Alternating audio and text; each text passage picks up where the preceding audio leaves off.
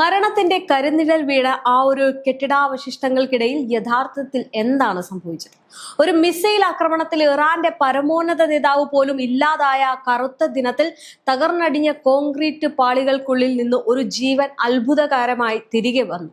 അതെ, മരണത്തെ മുഖാമുഖം കണ്ട് US ഇസ്രയേൽ സഖ്യത്തെ ഞെട്ടിച്ചുകൊണ്ട് ഇറാന്റെ വിദേശകാര്യമന്ത്രി അബ്ബാസ് അരാഗ്ചി നടത്തിയ ആ ഒരു ചോര മരവിക്കുന്ന അതിജീവനത്തിന്റെ കഥ പുറത്തു വരുമ്പോൾ ഒന്നടങ്കം ലോകം അമ്പരപ്പിലാണ്. മാത്രമല്ല, ഇസ്രയേലിനും അമേരിക്കയ്ക്കും കനത്ത തിരിച്ചടിയാണ്.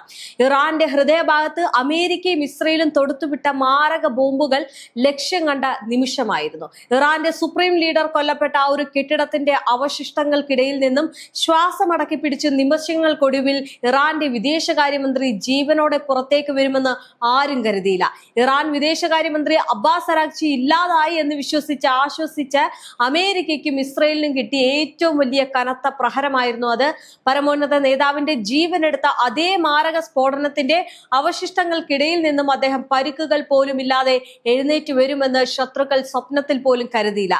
പെന്റഗണിനെ പോലും അമ്പരപ്പിച്ച ഇറാന്റെ ആ ഒരു മാസ് സർവൈവൽ സ്റ്റോറിയുടെ പൂർണ്ണ വിവരങ്ങളാണ്. അതായത് തങ്ങളുടെ തന്ത്രപരമായിട്ടുള്ള കണക്കുകൂട്ടലുകൾ പൂർണ്ണമായിട്ടും തെറ്റിച്ചുകൊണ്ട് അരാഗ്ചി ജീവനോടെ തിരിച്ചെത്തിയത് അമേരിക്കയ്ക്കും ഇസ്രയേലിനും നയതന്ത്രപരമായിട്ട് വലിയൊരു തിരിച്ചടിയായി മാറി. അവശിഷ്ടങ്ങൾക്കിടയിൽ നിന്ന് പുറത്തു വന്ന ഉടൻ തന്നെ അബ്ബാസ് അരാഗ്ചി ഇറാന്റെ ധീരമായിട്ടുള്ള പ്രതിരോധത്തിന്റെ മുഖമായിട്ട് സ്വയം പ്രഖ്യാപിച്ചു. ശത്രുക്കളുടെ ഭീഷണിക്ക് മുന്നിൽ ഒളിച്ചിരിക്കാൻ തങ്ങൾ തയ്യാറല്ല എന്ന് വ്യക്തമാക്കിയ അദ്ദേഹം ഒമാനും പാകിസ്ഥാനും മധ്യസ്ഥത വഹിച്ച് അല്ലെങ്കിൽ ഇരു രാജ്യങ്ങളും മധ്യസ്ഥത വഹിച്ചു നടത്തിയിരുന്ന എല്ലാവിധ രഹസ്യ സമാധാന ചർച്ചകളും ഇറാൻ ഉടനടി റദ്ദാക്കുന്നതായിട്ട് പ്രഖ്യാപിച്ചു. അമേരിക്കയുമായിട്ട് യാതൊരുവിധ വിട്ടുവീഴ്ചയും ഇല്ല എന്ന കടുത്ത നിലപാടാണ് ഇറാൻ സ്വീകരിച്ചത്.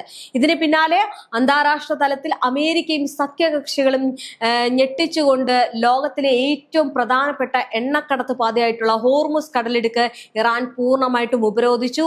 ആഗോള എണ്ണ വിപണിയുടെ സുപ്രധാന നിയന്ത്രണ കേന്ദ്രമായിട്ടുള്ള ഈ ഒരു പ്രദേശം ഇറാൻ സൈന്യം പിടിച്ചെടുത്തതോടെ ആഗോളതലത്തിൽ ഇന്ധനവില കുതിച്ചുയരുകയും അമേരിക്ക ഉൾപ്പെടെയുള്ള പാശ്ചാത്യ രാജ്യങ്ങൾ കടുത്ത സാമ്പത്തിക പ്രതിസന്ധിയിലേക്ക് നീങ്ങുകയും ചെയ്തു. അതായത് ഈ യുദ്ധത്തിൽ ഈ ഇറാന്റെ പരമോന്നത നേതാവ് മരിച്ചു അല്ലെങ്കിൽ കൊല്ലപ്പെട്ടതിന് ശേഷം അവിടെ നിന്ന് യാതൊരു പരക്കുകളും ഇല്ലാതെ അക്ഷരാർത്ഥത്തിൽ അമേരിക്കൻ ട്രംപിനെയും ഞെട്ടിച്ചുകൊണ്ട് അബ്ബാസ് അരാഗ്ചി ഉയർത്തെഴുന്നേറ്റ് വന്നതിന് ശേഷം പിന്നീട് ഇറാന്റെ ഭാഗത്തു നിന്നുണ്ടാകുന്ന കാര്യങ്ങളാണ് ഈ വിവരിക്കുന്നത്. അതായത് US സൈനിക താവളങ്ങൾക്ക് നേരെ ആക്രമണം നടക്കുന്നു. പശ്ചിമേഷ്യയിൽ ഇറാന്റെ സ്വാധീനം തകർക്കാൻ ശ്രമിച്ച അമേരിക്കയ്ക്ക് അവരുടെ സ്വന്തം താവളങ്ങൾ ലക്ഷ്യമിട്ടാണ് ഇറാൻ അടുത്ത പ്രഹരം നൽകിയത്. അമേരിക്കയ്ക്കും സൈനിക സഹായം നൽകുന്ന പ്രാദേശിക രാജ്യങ്ങളിലെ US താവളങ്ങൾക്ക് നേരെ ഇറാൻ തദ്ദേശീയമായിട്ട് വികസിപ്പിച്ച മാരക ഡ്രോണുകളും മിസൈലുകളും ഉപയോഗിച്ച് ശക്തമായിട്ടുള്ള ആക്രമണം അഴിച്ചുവിട്ടു. ഈ ഒരു വ്യോമാക്രമണങ്ങൾ US സൈന്യത്തിന് വലിയ നാശനഷ്ടങ്ങൾ വരുത്തിവെച്ചു. മേഖലയിലെ കറുത്ത യുദ്ധഭീതി ആയിരുന്നു പിന്നീട്. അതായത് ഇറാന്റെ ശക്തമായിട്ടുള്ള തിരിച്ചടികൾ പശ്ചിമേഷ്യയെ പൂർണ്ണമായൊരു യുദ്ധഭീതിയിലേക്ക് തള്ളിവിട്ടിരുന്നു. തങ്ങളെ തകർക്കാൻ നോക്കിയ ശത്രുക്കളുടെ സാമ്പത്തിക സൈനിക സ്രോതസ്സുകളെ കൃത്യമായിട്ട് ലക്ഷ്യം വെച്ചുകൊണ്ട് ഇറാൻ നടത്തിയ ഈ ഒരു നീക്കങ്ങൾ അമേരിക്കയും ഇസ്രയേലിനെയും പ്രതിരോധത്തിലാക്കിയിരിക്കുകയാണ്. തങ്ങളുടെ പരമോന്നത നേതാവിന്റെ മരണത്തിന് വലിയ വില നൽകേണ്ടി വരുമെന്നായി ഇറാന്റെ പ്രഖ്യാപനം ലോകരാഷ്ട്രങ്ങളെ ഇപ്പോൾ കടുത്ത ആശങ്കയിലാക്കുകയും ചെയ്യുന്നുണ്ട്.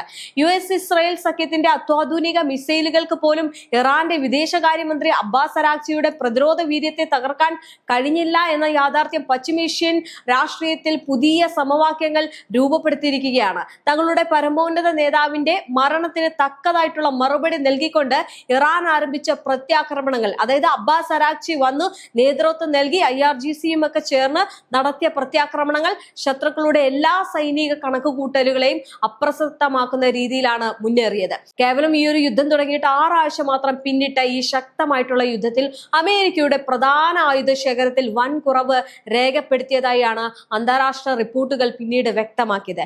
ഇറാന്റെ മിസൈലുകളെയും ഡ്രോണുകളെയും പ്രതിരോധിക്കാൻ പാട്രിയറ്റ്, താഡ് തുടങ്ങിയ കോടിക്കണക്കിന് ഡോളർ വിലമതിക്കുന്ന പ്രതിരോധ സംവിധാനങ്ങൾ നിരന്തരം ഉപയോഗിക്കേണ്ടി വന്നത് വൈറ്റ് ഹൗസിനെ വലിയൊരു പ്രതിരോധ പ്രതിസന്ധിയിലേക്ക് നയിച്ചിട്ടുണ്ട്. തന്ത്രപ്രധാനമായിട്ടുള്ള ഹോർമുസ് കടലിടുക്കിൽ ഇറാൻ ഏർപ്പെടുത്തിയ ശക്തമായിട്ടുള്ള നിയന്ത്രണങ്ങൾ കാരണം അന്താരാഷ്ട്ര തലത്തിൽ ഇന്ധനവില നിയന്ത്രണാതീതമായിട്ട് ഉയർന്നുകൊണ്ടിരിക്കുകയാണ്. ലോകത്തിലെ ഏറ്റവും പ്രധാനപ്പെട്ട എണ്ണക്കടത്ത് പാത സ്തംഭിച്ചതോടെ പശ്ചിമേഷ്യ രാജ്യങ്ങളിലെ വിപണികൾ ഒരു വലിയൊരു സാമ്പത്തിക മാന്ദ്യത്തിന്റെ നിഴലിലാണ്. ഇത് അമേരിക്കയുടെ ആഗോള സാമ്പത്തിക മേധാവിത്വത്തിന് മേൽ ഇറാൻ നൽകിയ ഏറ്റവും ഏറ്റവും മാരകമായിട്ടുള്ള ഒരു പ്രഹരമായിട്ട് വിലയിരുത്തപ്പെടാം. ഇനി വിദേശത്തെ ഈ ഒരു കനത്ത തിരിച്ചടികൾ അമേരിക്കയ്ക്കുള്ളിൽ തന്നെ ഭരണകൂടത്തിന് വലിയ തലവേദനയായി സൃഷ്ടിച്ചു കഴിഞ്ഞിട്ടുണ്ട്. ഇറാന് മേലുള്ള ഏകപക്ഷീയമായിട്ടുള്ള സൈനിക നടപടികൾ അടിയന്തരമായിട്ട് നിർത്തിവെക്കാൻ ആവശ്യപ്പെടുന്ന സുപ്രധാന US പ്രതിനിധി സഭ പാസാക്കിയത് ഇതിന്റെ തെളിവാണ്. യുദ്ധത്തിന് കോൺഗ്രസിന്റെ മുൻകൂർ അനുമതി വേണമെന്ന ഈ ഒരു പുതിയ തീരുമാനം പ്രസിഡന്റിന്റെ സൈനിക അധികാരങ്ങളെ വലിയ രീതിയിൽ വെട്ടിച്ചുരുക്കിയിരിക്കുകയാണ്.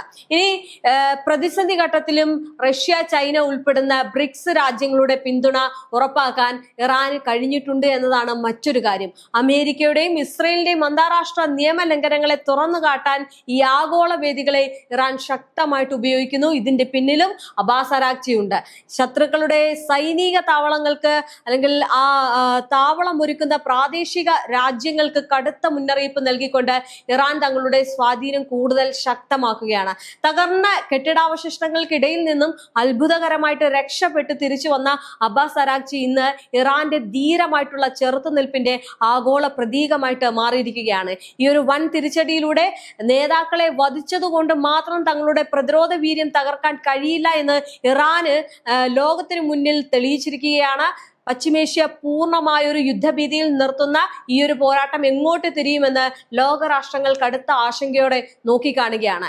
ഇറാന്റെ പരമോന്നത നേതാവിനെ വധിച്ചതിലൂടെ തങ്ങൾ യുദ്ധം ജയിച്ചു എന്ന് അഹങ്കരിച്ച ഡൊണാൾഡ് ട്രംപിനും ബെഞ്ചമിൻ നെതന്യാഹുവിനും മിഡിൽ ഈസ്റ്റിൽ ഇപ്പോൾ വൻ തിരിച്ചടിയാണ് ഉണ്ടാകുന്നത്.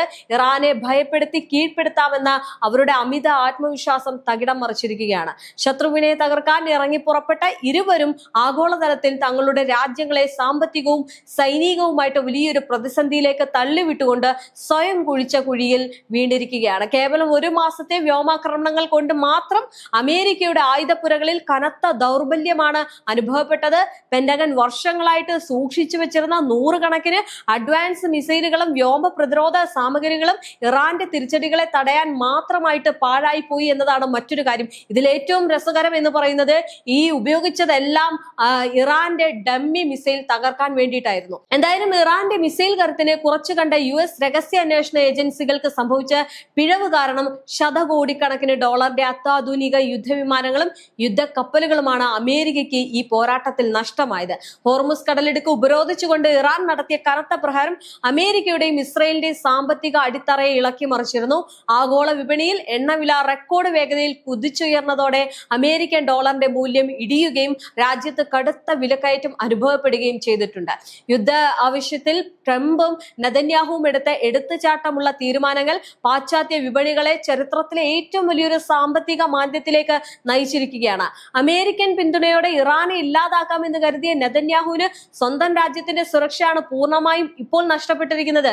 ഇറാന്റെയും അവരുടെ സഖ്യകക്ഷികളുടെയും തടസ്സമില്ലാത്ത മിസൈൽ ഡ്രോൺ ആക്രമണങ്ങൾ ഇസ്രയേലിന്റെ വ്യാഖ്യാതമായിട്ടുള്ള പ്രതിരോധ സംവിധാനങ്ങളെ പോലും നിഷ്പ്രഭമാക്കി.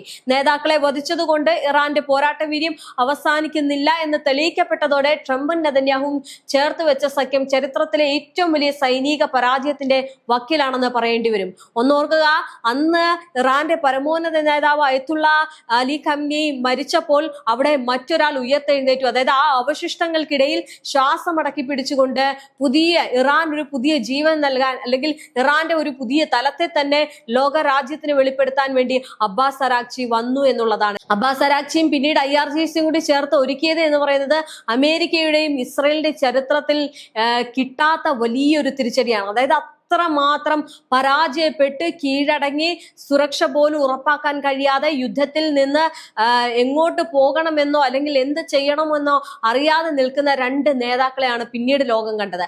അത്രത്തോളമായിരുന്നു ഇറാന്റെ ആ ഒരു ആക്രമണം എന്ന് പറയുന്നത്. എന്തായാലും നിലവിൽ ഇപ്പോൾ അദ്ദേഹം അവിടെ തന്നെയുണ്ട്. അദ്ദേഹത്തിന്റെ രീതികൾ അല്ലെങ്കിൽ അദ്ദേഹവും ഈ IRGCയും കൂടി ചേർന്നുകൊണ്ടാണ് ഇത്തരം യുദ്ധത്തിന്റെ രീതികൾ നിശ്ചയിക്കുന്നത്. അതിന് ഏറ്റവും കൂടുതൽ മുൻതൂക്കം നൽകുന്നത് മുജ്തബ ഖമീനിയാണ്. മുജ്തബ ഖമീനി പറയുന്നത് അനുസരിച്ചാണ് ഈ കാര്യങ്ങൾ നീങ്ങുന്നത്. അതായത് അമേരിക്കയും ഇസ്രയേലും യുദ്ധമോഹം കൊണ്ടിട്ട് അവിടെ പോയി പണവും അവരുടെ സ്വാതന്ത്ര്യം അല്ലെങ്കിൽ അവരുടെ നാടും ഭരിക്കണം അല്ലെങ്കിൽ അത് പിടിച്ചെടുക്കണം എന്ന് ഒരുങ്ങിയ അതേ സ്ഥാനത്ത് അവർ കൊടുത്ത വില എന്ന് പറയുന്നത് ഒരു നേതാവിനെ കൊന്നതുകൊണ്ട് ഒന്നും നിങ്ങൾക്ക് പിടിച്ചെടുക്കാൻ കഴിയില്ല എന്ന യാഥാർത്ഥ്യമാണ്. മാത്രമല്ല ഇറാനെ ഒരിക്കലും തന്നെ ആർക്കും പിടിച്ചെടുക്കാൻ കഴിയില്ല എന്നതിന്റെ ഏറ്റവും വലിയ ഒരു തെളിവാണ് ഇന്നിപ്പോൾ നിൽക്കുന്ന ഈ ഒരു യുദ്ധത്തിന്റെ സ്ഥിതി എന്ന് പറയുന്നത്.